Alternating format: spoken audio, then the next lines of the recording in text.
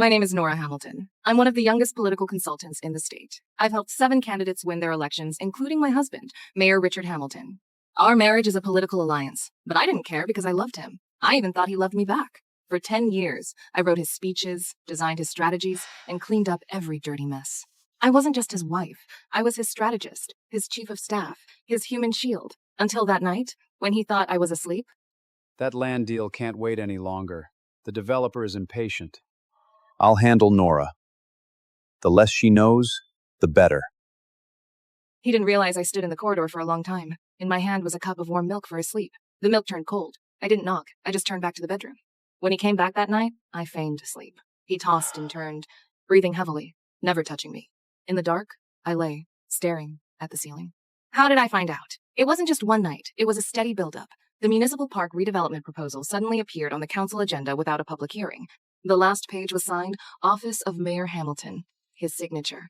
And as his campaign manager, I had never seen this document. The mayor instructed it personally. He said it doesn't need to go through the campaign team.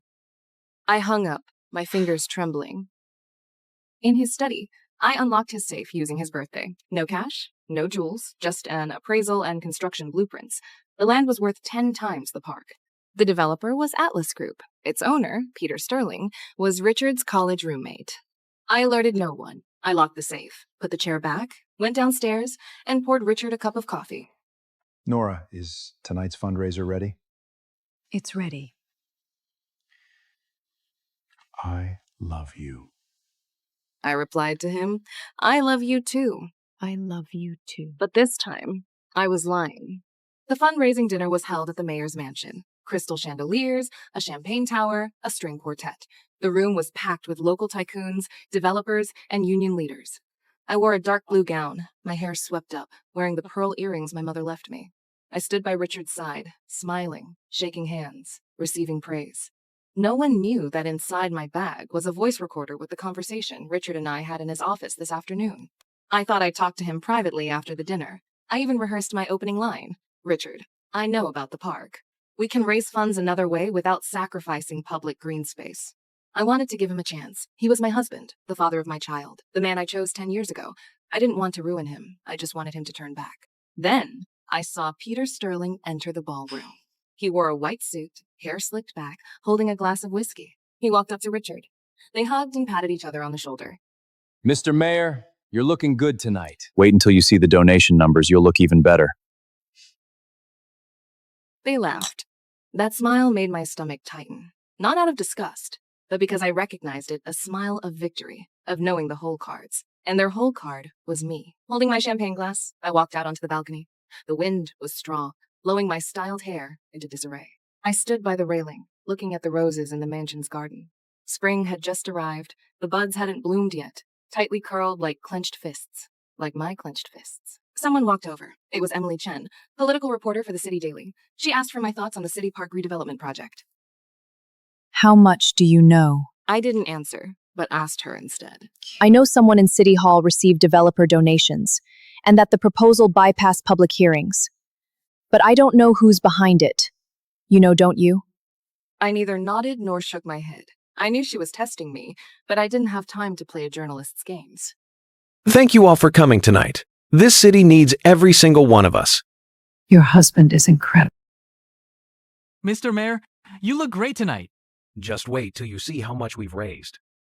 Nora, what do you think about the municipal park renovation project? How much do you know? Nora? Still awake?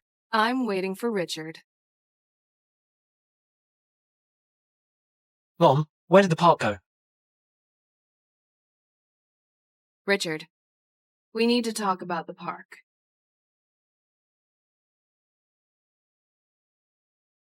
Nora, how much of that did you catch? Your study has terrible soundproofing. The developers can't wait when it comes to that land. That deal you made with Peter Sterling, how much? I want the number. Nora, this city needs money. Hospitals, schools, roads, they all cost. A park is a luxury we can't afford.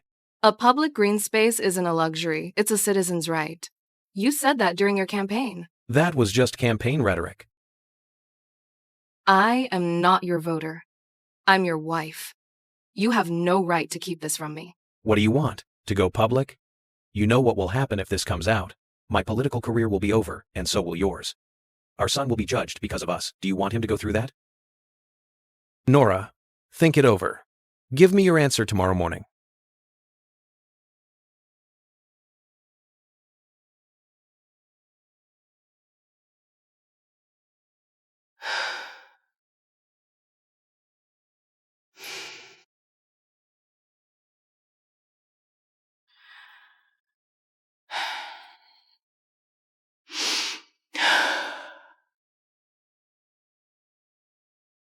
I didn't sleep that night. At 3 a.m., sitting at my desk, I opened my laptop. I dug up all the City Hall meeting records from the past 5 years, cross-referencing them with developer lobbying logs. Atlas Group had made the highest frequency and amount of political contributions, almost always timed right before the votes. This wasn't a coincidence. It was a complete chain of interest. I highlighted every donation and related proposal timestamp in red. Like a neat row of footprints, they all led in the same direction: Richard Hamilton's office. I sent an encrypted email to Emily. No body text, just a single attachment, the recording. I knew what she'd do with it. She was a reporter, and a reporter's vocation is to expose. But the timing of that exposure had to be chosen by me. Because I wasn't a reporter, I was a candidate. I needed time, layout, and to let Richard think he had won. Only then would he slip up more: the unnegotiated prices, the untransferred offshore accounts, the unallocated ballots. I wanted to know it all, not just a park, but his entire truth. The sky outside began to turn pale. My eyes stung, but my mind was razor sharp. I made a phone call. The other end answered very slowly. It was my lawyer, also a college classmate of mine. Nora, it's 4 a.m. Are you out of your mind? I'm going to draft a document. A divorce agreement? No, a campaign registration form.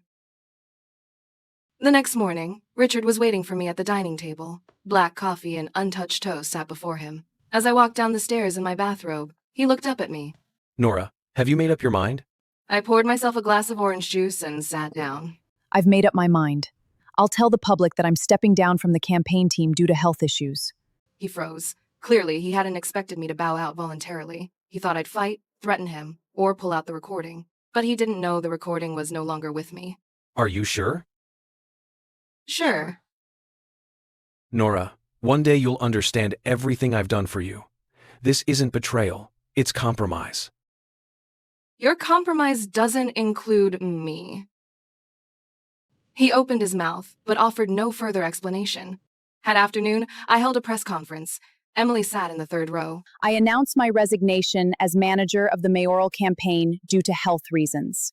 When reporters pressed for details, I declined to answer. After the conference dispersed, Emily followed me into the restroom.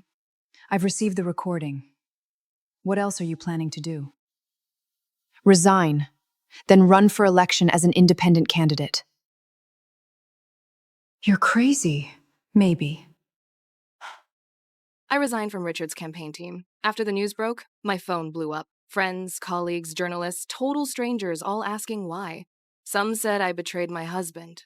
Others said I was out of my mind. I gave them nothing. Nora, someone tried to intercept that encrypted email you sent. The IP address traces back to City Hall's internal network. Your husband is already onto you. I wasn't surprised. That IT director Richard brought in 3 years ago, no public academic record, but a resume packed with cybersecurity certifications. He was Richard's spy. I didn't delete the email. Instead, I backed it up across 6 different cloud servers and set an automated delay timer. On election day, it will automatically hit the inboxes of every major news outlet. You're walking a tightrope. It's not a tightrope.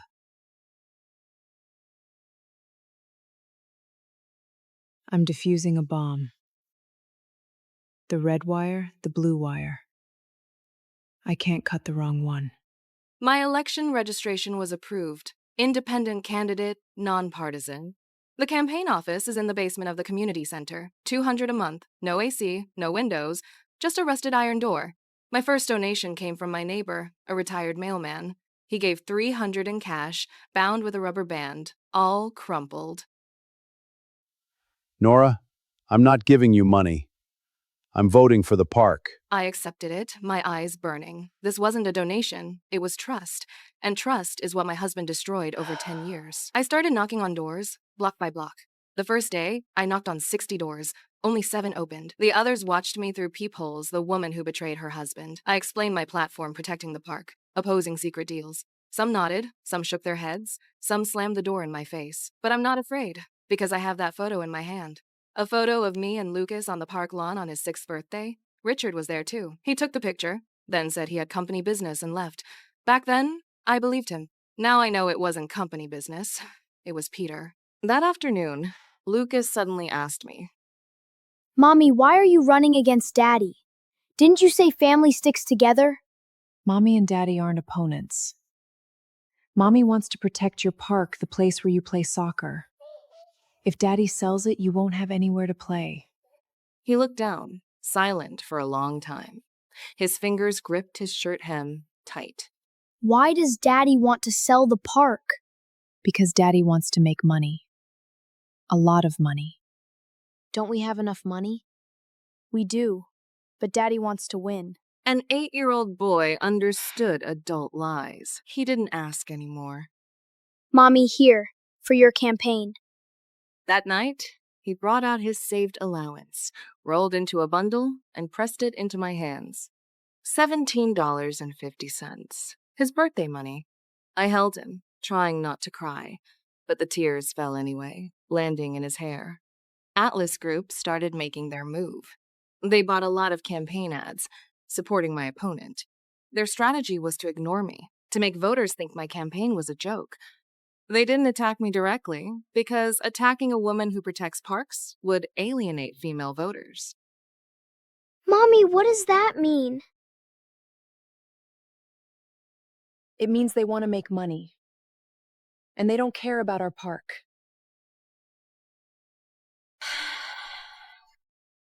Then they're the bad guys. No, they have their own considerations. But they have to think about everyone, can't just look at one side. What they have to think about is the people. He didn't fully understand, but he remembered the leadership has to think about everyone. There are things he doesn't understand yet, but he'll grow up, and I'll always be there to tell him what's right. Peter Sterling sent someone to my campaign office, not to stir up trouble to negotiate. A middle-aged man in a crisp suit with a briefcase sat down on my beat-up folding chair. Mr. Sterling asked me to tell you that if you drop out of the race, he'll make sure Richard isn't affected. You and your son can stay in the official residence until the term ends. Plus, he'll give you a compensation package enough for you and Lucas for life. How much? He wrote a figure on a slip of paper and slid it over to me. The number added up to 10 years of my annual salary. I laughed. Do you know why I'm running? It's not for the money. He frowned. Then, what is it for? Because I don't want my son to grow up thinking justice can be bought. He tucked the paper back into his briefcase and stood up. You'll regret this. I've already regretted things. Regretted not seeing it sooner. He left with the door left ajar. Wind from the basement swept in, biting cold. Richard came to see me, not at home in my campaign office. He was wearing a campaign jacket with his name printed across the chest. He wanted to snap a photo of my beat-up desk and post it on social media, saying, "This is my opponent's campaign headquarters. Rough around the edges, but unshakable." He didn't knock. He walked right in while I was in a meeting with volunteers. The volunteers all fell silent, staring at the man in the jacket. That tie was from me. I'd bought it for him as this year's Father's Day gift. Nora, we need to talk. His voice was quiet, but heavy. I told the volunteers. Give us a minute. They stepped out, leaving just the two of us. The pipes in the basement hummed, dripping slow and steady. Drop out of the race. Name your price. He sat in the visitor's chair, legs crossed. I didn't look up at him. My condition is you drop the park project. He stood up and stepped closer. That's not going to happen. Nora, there's no way back. Peter put a huge sum in my offshore account. Audits will find it. If we don't let him push this project through, he'll turn me in. I'll go to prison. Lucas's father will go to prison. Do you want that? There was something in his eyes I'd never seen before. It wasn't fear, it was pleading, but I couldn't tell who he was begging, me or himself. You should have seen this day coming. The moment you signed that first contract, you were already in prison. The jailer just hasn't come to open the door yet. After that conversation, Richard never came. He sent his campaign manager, his lawyer, even our family doctor. Nora, the mayor's blood pressure is very high. He's under enormous stress. You can't push him like this. I looked at this doctor I'd known for 10 years. Do you know City Park? Have you taken your grandson there? Yes. It's beautiful. He's going to sell it. He was silent. Then he stood up, patted my shoulder, said nothing, and left. The next day, a note appeared on his clinic door. Oppose park redevelopment. No signature. But I knew who it was. The night of the campaign debate, the TV studio was packed. He wore the dark blue suit I picked for him. The tie was the dark red one I gave him. He did it on purpose. A way of telling me you're still my wife. But I said to myself, not anymore. Richard sat across from me, 3 meters between us. In the second half of the debate, the moderator asked about land use. This city needs development. We need jobs, we need investment, we need growth. I pressed the button. Richard, you say the city needs development. I don't disagree. But development cannot come at the cost of public green space. The city park renovation proposal, you never sought public input. Even me, your campaign manager, didn't know the content until the proposal entered the agenda. Tell me, who is this decision serving? The hall went silent. The audience at home could hear my heartbeat. Richard's face froze. His lips moved, but no sound came out. His campaign manager slipped him a note. He didn't look at it. Maybe he didn't expect me to use his name in public. Not Mr. Mayor, Richard, the name I used at home. On a debate stage, it was louder than any accusation. After the debate, Emily waited for me in the corridor.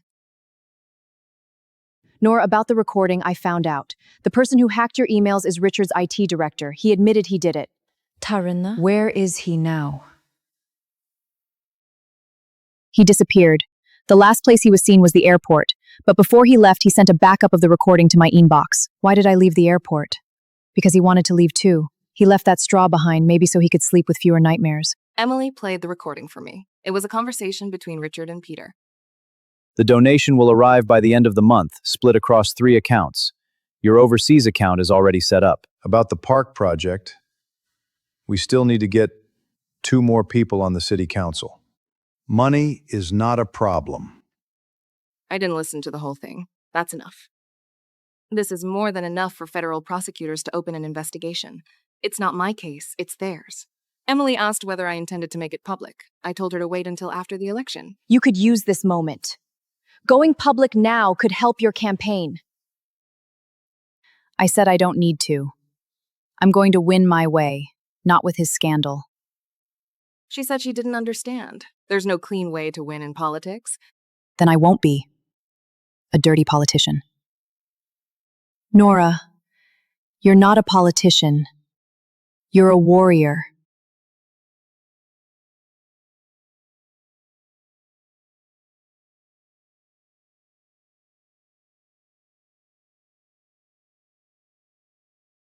On Election Day, I stood outside the polling station and shook hands with every voter coming to cast their vote. Quite a few recognized me, but plenty didn't.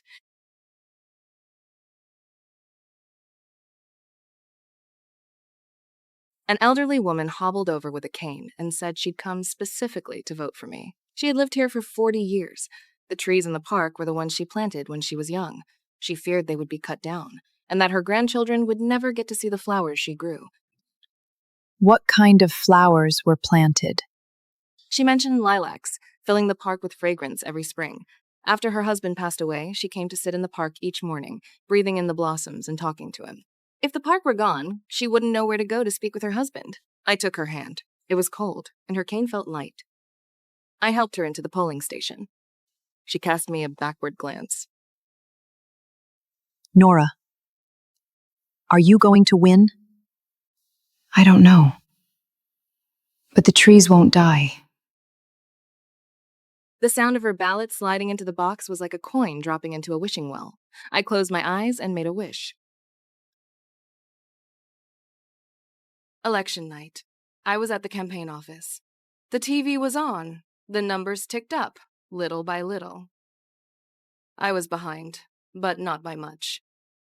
Lucas had fallen asleep on the couch, wrapped in Emily's coat. Volunteers huddled around the computers, refreshing the data, exhaustion and tension written on every face. The corner was piled with leftover pizza boxes and empty coffee cups. Campaign signs scattered everywhere. For the first time, the basement felt warm like somewhere other than home. Richard's campaign headquarters was across the river.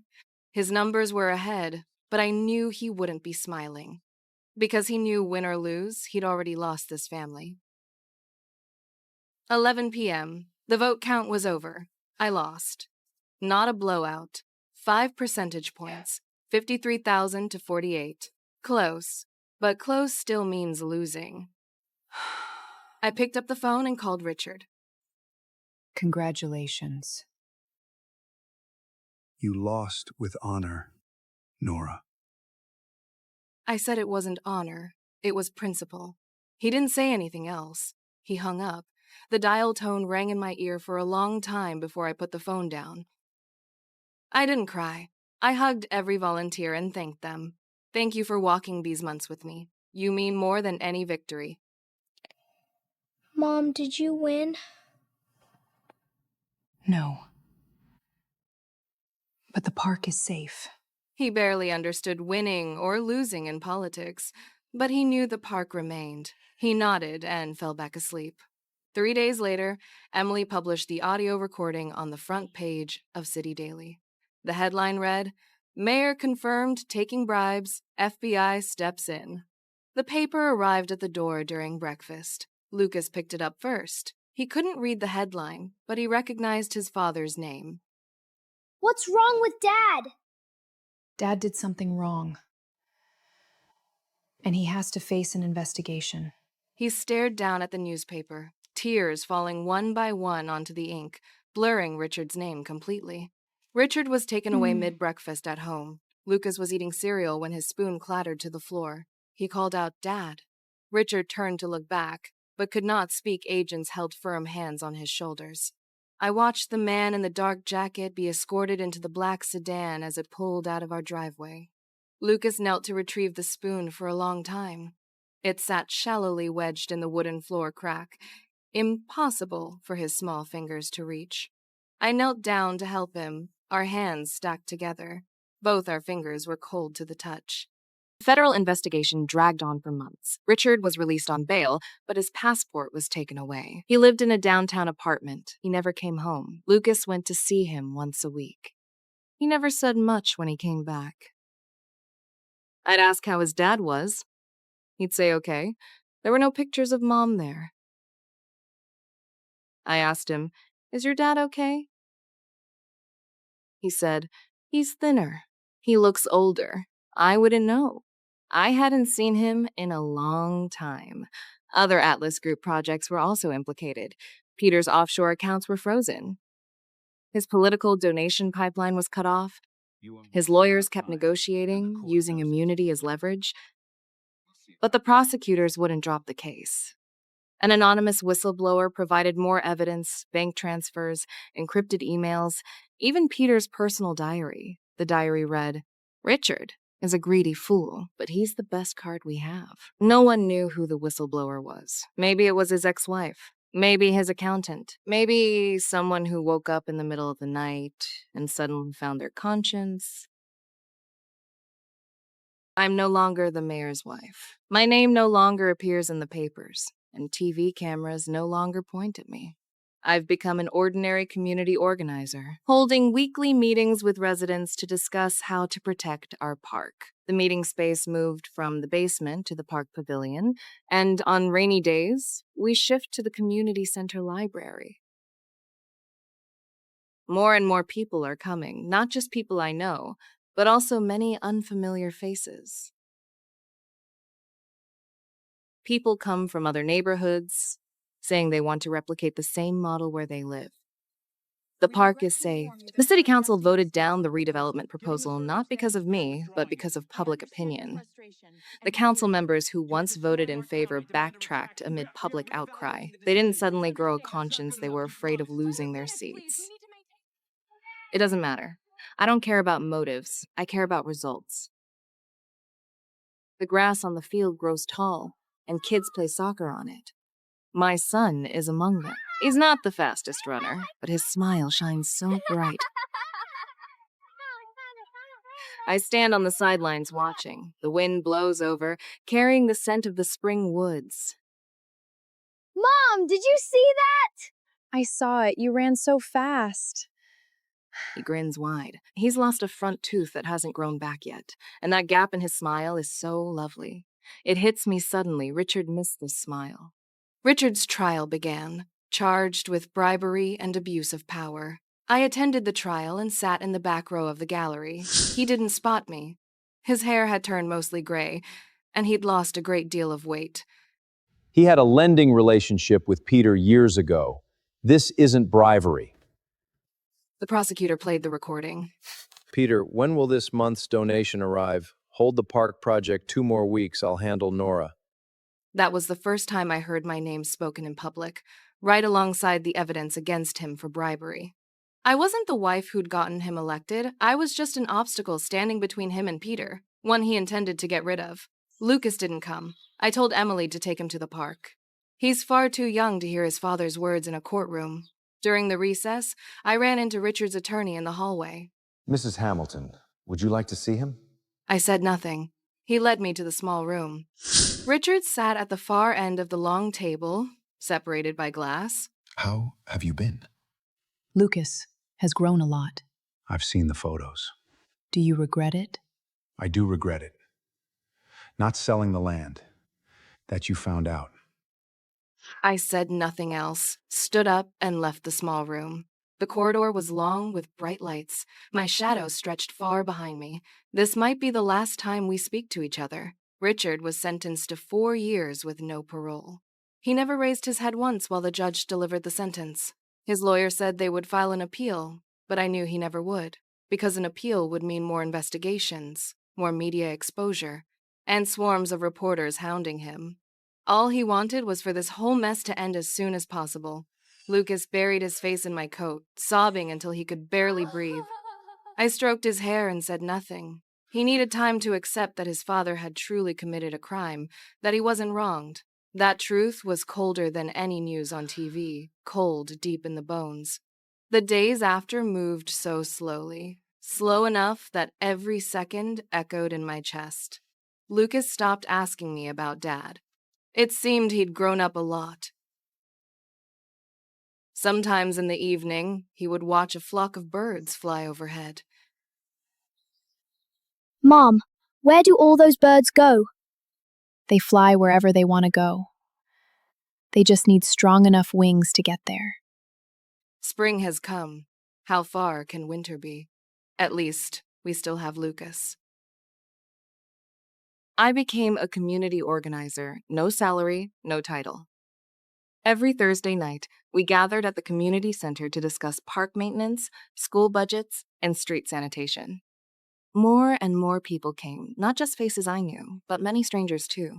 Someone drove in from another neighborhood, saying they wanted to replicate the same model in their community. Community organizers don't need to run for office or raise money, they just need to hold on to one conviction. This is our city, and we can't hand it over to someone else. I never ran again. Not because I was afraid of losing, but because I'd already won. Not an election, an idea. The park had fresh sod laid down, and the fences repainted. We held a family day at the park. The children painted kites and made crafts. There was a booth for painting reusable bags. Lucas painted a green lawn with a person on it. Who's that? Mom! Mom doesn't have hair? Your hair car is blowing a wind.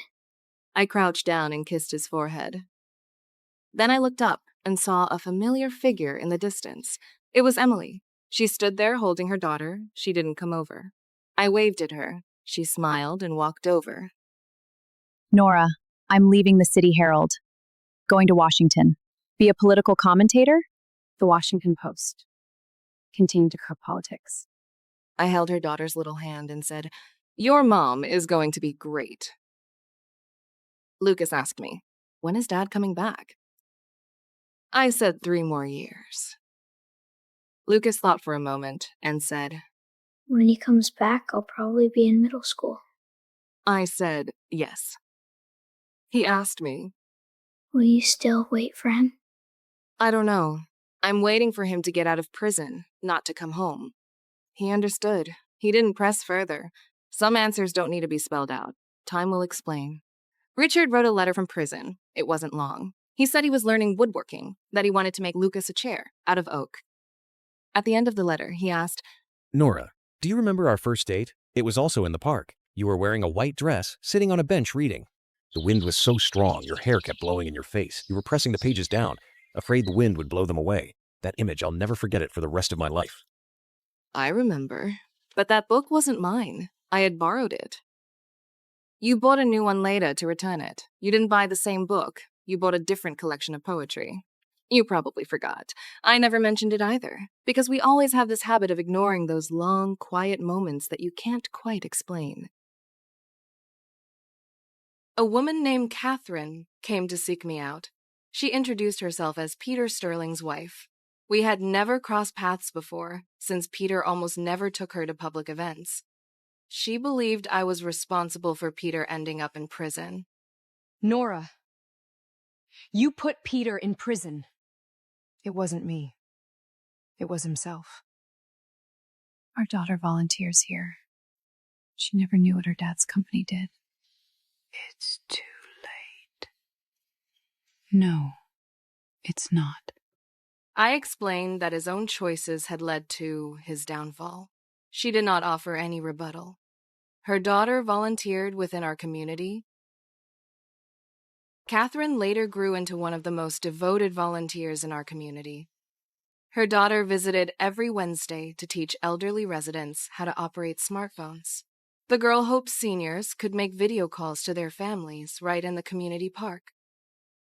I never wrote that letter back. I folded it neatly and tucked it deep inside my wooden drawer, where I kept old campaign posters, dusty VHS tapes, and the wedding ring he'd given me. I hadn't worn the ring in years.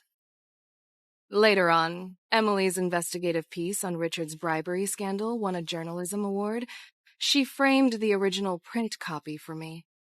On its back, she scribbled a line. None of this would have existed without you.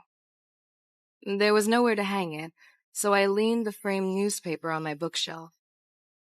Sometimes Lucas would stand on tiptoes, reaching up to peek at the print. Mommy, can I look? He'd ask if he could look at it. He couldn't fully understand the words, but he knew his mom looked so tall in that black and white photo.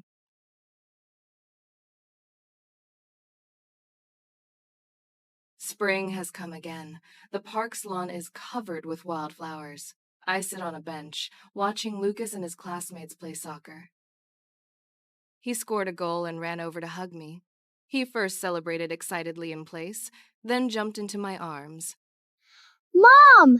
Did you see that? I said I saw it. Amazing, he grinned. Suddenly I realized Richard missed this smile. In the evening, an old painter from the community brought over a painting. The painting shows a park bench with a woman and a boy sitting on it. The woman's hair is messed up by the wind, and the boy is leaning on her shoulder. The painting is called Waiting. I asked her why she's called Wait. She said I wait every day, waiting for my son to come home. Not from the construction site, but from the prison of the heart. I took the painting and hung it on the wall of the community center. Next to it was the eco bag Lucas painted. A developer came to see me. Not Atlas Group, it's another one. They want to build an apartment building next to the park and promise to keep the green space. I've seen the design. The apartment isn't tall, has great lighting, and won't block the view of the park.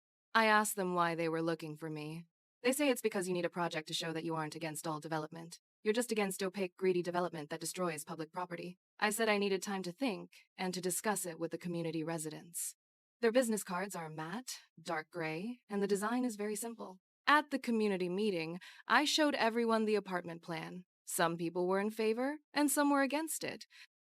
Those in favor think it can increase the housing supply. People who are against it worry that the construction will ruin the park's environment. We talked late into the night and finally reached a compromise. The developer has to promise to protect the trees, ban large vehicles from entering the park area during construction, and provide a certain proportion of affordable housing once it's completed. I wrote these conditions into the meeting minutes and sent them to the developer.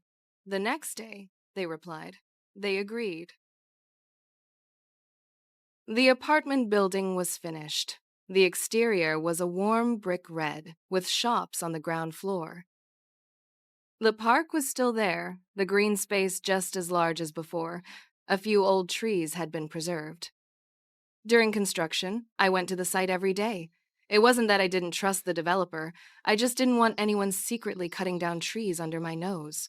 The trees were unharmed. The new saplings were thriving. The kids were already skateboarding in front of the new apartments. Their laughter was loud. Lucas said he wanted to see his father. I drove him there. In the visiting room, Richard wore a gray prison uniform, his hair cut short. He'd lost a lot of weight, his cheeks were sunken, but his eyes were still bright. Nora, thank you for bringing him. You're welcome. He's mine too.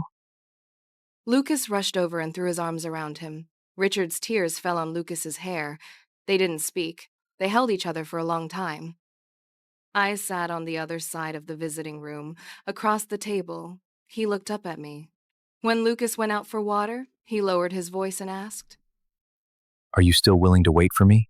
I looked at his face, the face that had once been so spirited on the campaign stage. I don't know. Bring yourself back first.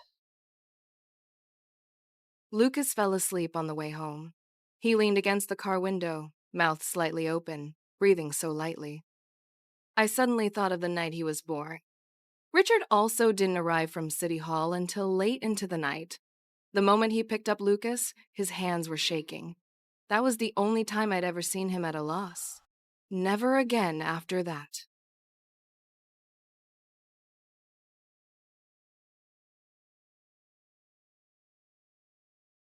Maybe he lost that moment. Lost it in one late-night meeting after another. Lost it in the glass of wine Peter handed him. I want to help him find it again. But some things he has to pick up himself.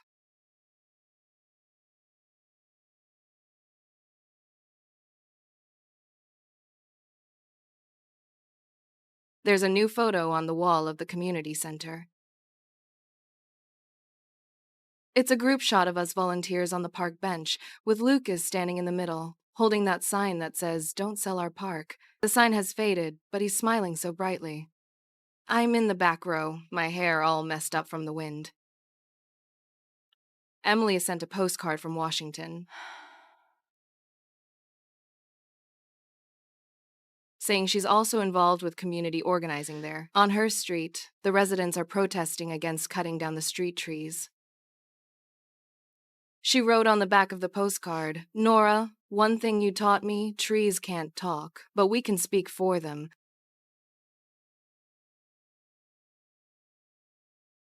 I stuck it next to the photo. The page was thin, and the blue ink had already started to bleed a little.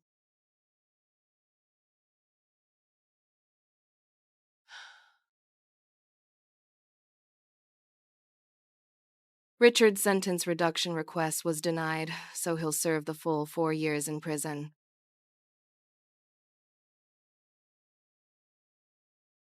Lucas has stopped asking how much time he has left.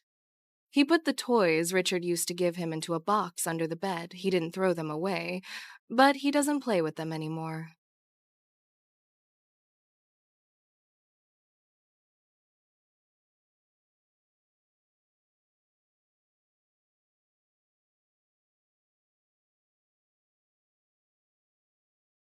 While he was at school, I took a photo of the half-finished chair and saved it on my phone. Not for him, but for me. Because we both have to learn to finish the things we started ourselves.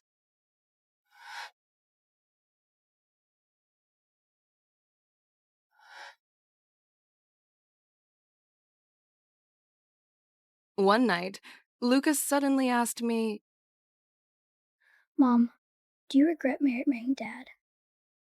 I froze. I had thought about this question many times, but never answered it.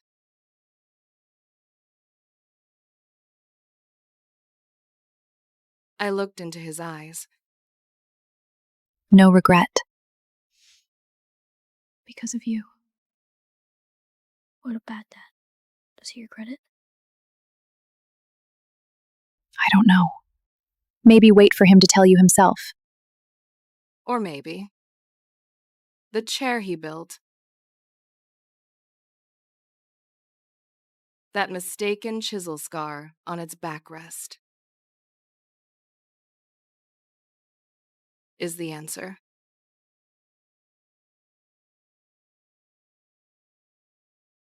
Emily came back, bringing her daughter and husband, claiming it was for a vacation. We were having a picnic on the park lawn. Her daughter chased after soap bubbles, her laughter ringing like bells.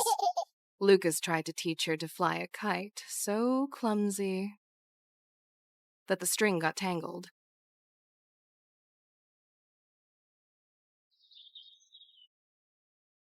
Nora, if you had won back then, would you be the mayor now?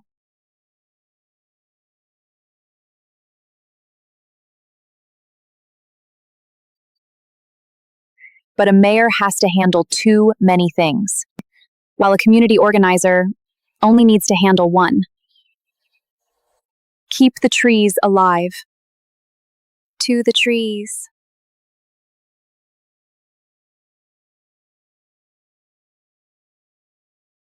To the trees.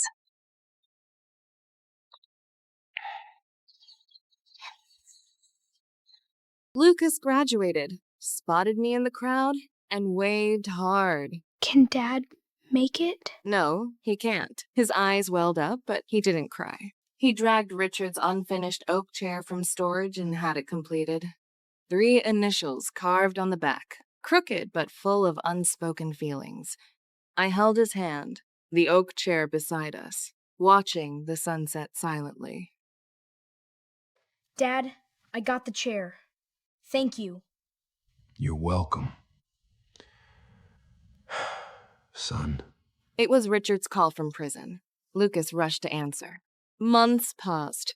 I'm Nora, now a community organizer, leaving the past behind. I lost elections and marriage, but saved the park and my principles. In late autumn, when lilacs fade, I wait for Lucas on the bench. The leaf goes in the old poetry book, about love short and forgetting long. I am finally no longer waiting for him. I am waiting for spring.